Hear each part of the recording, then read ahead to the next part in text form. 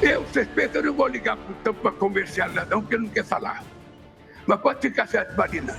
Eu vou ligar para o Trump para convidá-lo para vir para a COP, porque eu quero saber o que ele pensa da questão climática. Vou ter a gentileza de ligar. Vou ligar para ele, vou ligar para o Xi Jinping, vou ligar para o primeiro-ministro Modi, vou ligar. Eu não vou ligar para o Putin, porque o Putin não está podendo viajar. Mas vou ligar para muitos presidentes. Eu quero ver. He promised and he delivered. You know, you have this little group called BRICS. It's fading out fast. While Trump would like to believe BRICS is fading out, Brazil is set to hold the summit for a second time this year, this time virtually.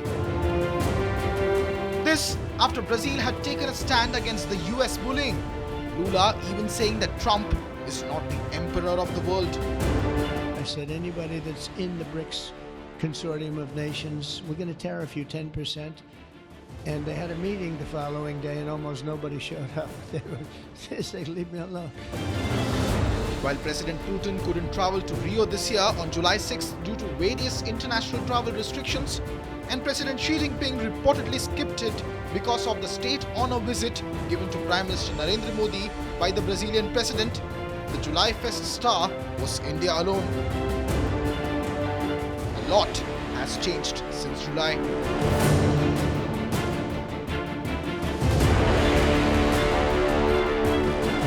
Today, India and Brazil both stand as some of the highest tariff nations in the world by the United States at 50%.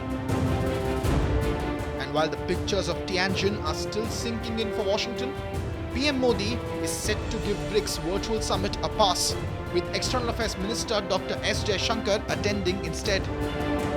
I'm still struck by how insecure the North is when you speak about the BRICS. Somehow something seems to get under people's skin. Yeah. And you know, and here's an observation. If there is a G20, did the G7 disband? Has it stopped meeting?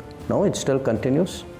So if the G20 exists, the G20 is there, but the G7 still exists. Then why can't the G20 be there and the BRICS also exist? There will not be a common BRICS currency, but the reality is that with India there, and frankly, BRICS is now a much more inclusive forum than it was in the past. It would have been without India. So the reality of the situation is that I think we are looking at how we can pay for each other's exports using the local currencies, and I think that will be a very important factor in going forward. The reality is President Trump, by his actions, is making people lose confidence in the US dollar. It was begun by Obama and his sanctions, continued by Biden, because of the Ukraine war, and Trump unfortunately is going the same route. It's very good that India remained in BRICS. India remained in SCO. I had always been a supporter of that when many people were calling for the withdrawal of India from SCO and BRICS. I said it may come in handy, and today it has come in handy. It has given us some breathing space, and frankly, it has given Prime Minister Modi the confidence to basically not make outrageous and one-sided concessions of the type that Donald Trump has been demanding.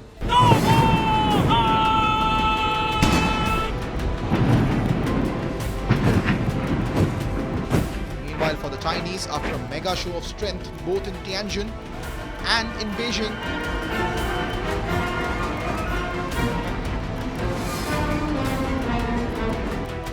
the BRICS virtual summit is another chance for them to take on US hegemony. Only China that is countering the United States hegemony.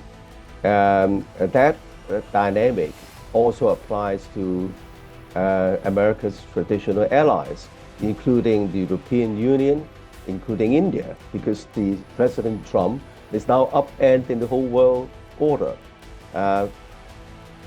launching a global tariff war, left, right, and center, not only against his perceived existential threat, which is China and Russia, but also against its allies, including India and the European Union. And of course, these kind of disruptions affect many countries in the Global South. And that's why the Global South is rallying together, not to form a bloc to make an enemy of the United States, but to recalibrate relationship with the United States hegemon. It used to be a more reliable partner. Meanwhile, for Russia, the BRICS Virtual Summit is another chance for it to further strengthen its partnership with the Global South. After all the talks of quote-unquote global isolation, from Alaska to Tianjin, Putin is now the talk of the town. As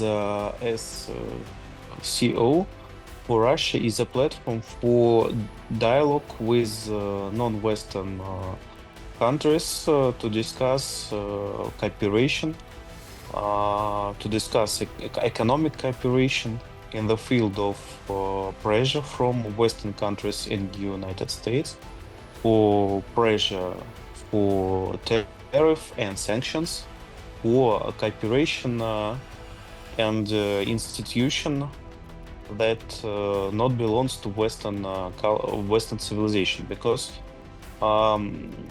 United States sanctions to Russia. United States has tariff pressure to India, and it is not fair deal with our countries, and we need to discuss how to handle with it and how to increase our cooperation in this field. Compared to the SCO, BRICS is a bigger grouping.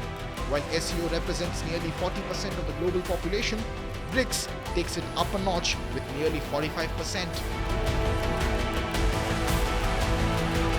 Economically, BRICS makes up 44% of the global GDP, while SCO stands at 40%. The big question is, the summit that is exclusively called on to take on Trump's tariffs, will it be able to do so? What SCO couldn't, apart from the optics. The BRICS, when it was originally formed, consisted only of course, Brazil, Russia, India, China, and South Africa. But in recent years, it's expanded to include many countries in the Global South, including some Middle East countries and countries in Eurasia. So the BRICS group is much larger than before, and it includes many key players in the Global South, including, of course, China, India, and Russia, but countries in the Middle East, and also countries in like Turkey. So I think that BRICS is much more influential than before. However, it's not just the tariff agenda that has put US on alert vis-a-vis the BRICS. It's also the contentious issue of de-dollarization. They have to pay 10% if they're in BRICS, because BRICS was set up to hurt us. BRICS was set up to degenerate our dollar. And dollar is king. The dollar is king. We're going to keep it that way. BRICS currency is a key for success of non-US dollar currency, because BRICS countries is unified key and the most strong economies after Western excluding Western countries, and Russia, India, China can discuss how to handle without USD, how to settle without USD, and they have enough power to discuss it. While India has remained aloof from the idea of a BRICS currency, its main goal at BRICS is going to be pivoting to the markets of the Global South for diversification of trade amidst the tariff standoff with the United States. Diversification of markets is absolutely essential. There's no doubt about that. But at the same time, one must recognize that the US is still by far the largest economy in the world. So obviously India is not going to take a stance that is hostile to the United States. I mean, so far as taking a stand against Trump's tariffs are concerned, well, I think that is a separate issue altogether. But Trump does not represent the US of A. And India and the US of A have formed a bond over a quarter of a century, and that bond is not going to break in a hurry.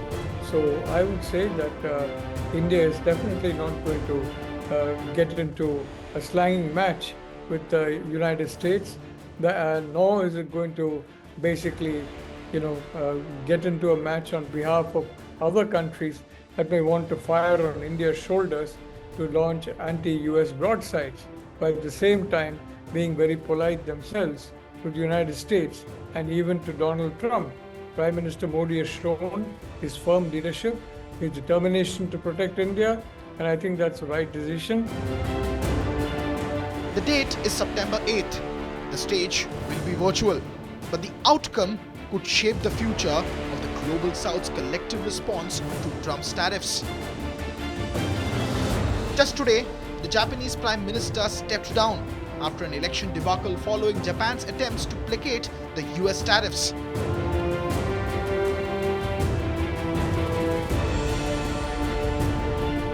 Amidst this, India is leading the charge amongst BRICS nations to stand up to US bullying. Will the BRICS summit galvanize the Global South to put up a collective fight? That is what we'll be looking forward to this week.